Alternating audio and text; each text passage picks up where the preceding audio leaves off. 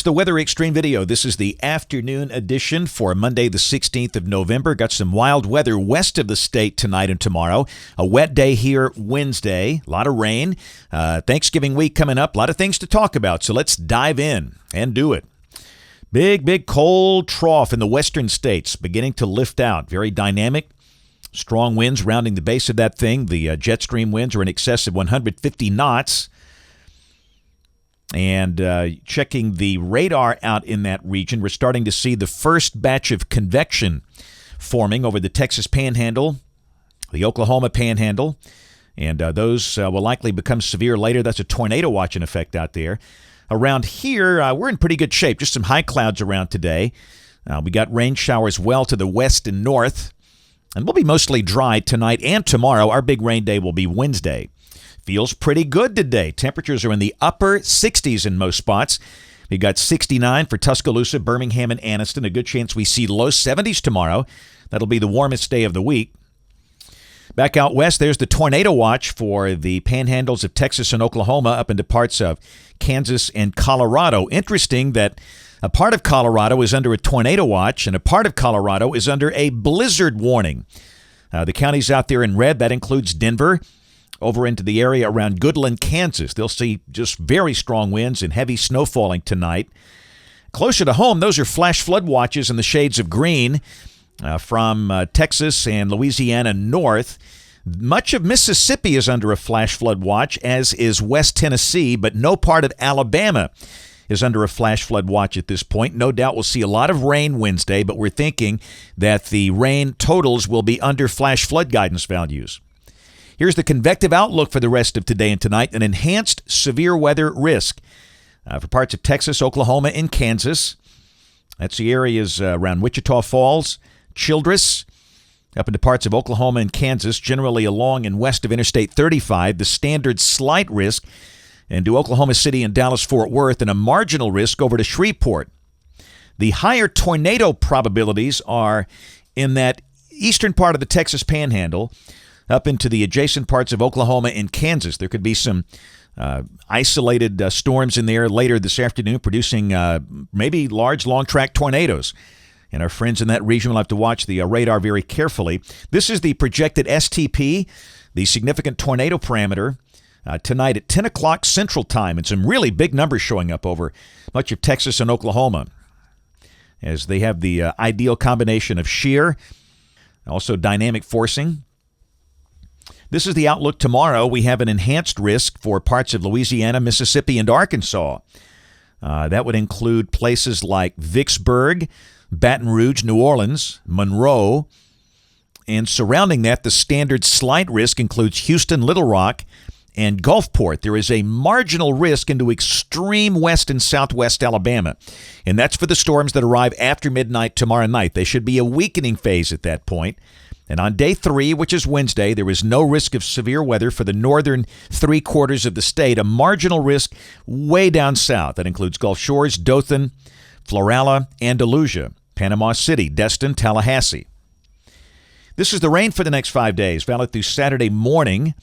Amounts are generally in the 1 to 2 inch range here. The really big numbers are to the north and west. Here's a look at the data coming from the National Digital Forecast Database, the NDFD from the Weather Service. They've got the really big numbers over Arkansas, some 5-inch totals there. And again, the amounts around here are mostly around 2 inches. And the bulk of that will be Wednesday. All right, model fans, here we go. Let's dive in. Here comes the GFS. This is the 12Z run, valid tomorrow at noon. There's the big trough lifting out. The surface low is over West Oklahoma, 991 millibars. Snow still falling in Colorado. Rain and strong storms in the south and east sector of that, the warm sector. Should be raining heavily tomorrow in places like Tulsa, Texarkana, Shreveport, and Houston. And then as the storms progress eastward later in the day, they could be severe into parts of Arkansas, Louisiana, and maybe southwestern Mississippi. But again, for us tomorrow, I think the bulk of the day will be dry. Now, it becomes windy during the day, and especially tomorrow night. The winds tomorrow night could gust as high as 35 miles an hour. That might even knock down a tree or two. And understand that is not related to storms. That is the pressure gradient wind. But again, the bulk of the day will be dry, and we'll expect low 70s with a mostly cloudy sky. Here comes the batch of storms Wednesday. Note the surface low is way up in Canada. We'll check the high-res NAM, the 4-kilometer NAM. This is Wednesday morning at 6 o'clock, and you can see the main band of storms moving into West Alabama at that point. And that's when the air is most stable, which is a good thing. That's one main reason we don't expect any severe weather. And then at noon, rain covers much of the state. And it's going to be a good soaking rain much of the day Wednesday, with rain amounts again of about 2 inches. Here's the instability at noon, the Cape, and there's a little bit over southeast Alabama, but for us, just really no decent surface-based instability. So you might hear some thunder. Going to be kind of breezy on Wednesday, very wet, but again, for the northern two-thirds of the state, severe weather not likely. Thursday, the sky becomes mostly sunny as the rain is out. The high will be in the middle 60s.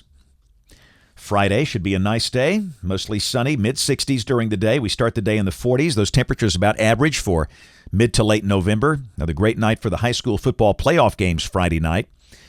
And Saturday, here comes a new surge of colder air dropping in. The winds pick up out of the north. It'll be kind of blustery, but the day should be dry. With that cold front, we don't expect any rain. The high Saturday will drop to near 60 with a stiff north wind. And Sunday morning will be cold. The latest guidance spitting out 30, so it looks like we go below freezing Sunday morning. Most likely the coldest morning so far this season, and the high Sunday only around 50 despite a sunny sky. It'll be a brisk day. We've seen other runs that try to bring moisture up. I think this is the right solution. That run looks dry. And a week from today, Monday the 23rd, we kick off Thanksgiving week. Got troughing well to the north. Down below that, we are still in a dry air mass. Monday would be a dry day with highs in the 50s and lows in the 30s. And I think that's going to be the theme for the week. Let's jump out to Wednesday. This is Thanksgiving Eve, the 25th of November. This is the busiest travel day of the year, and much of the country relatively quiet. It's cold in the northeast. Down here, it's cool, again, 50s and 30s. The biggest issues back in the northwest, where mountain snow is likely. And this is Thanksgiving Day, Thursday the 26th. We're cool and dry. Snow for Montana and North Dakota. But again, no really major storm systems around the nation.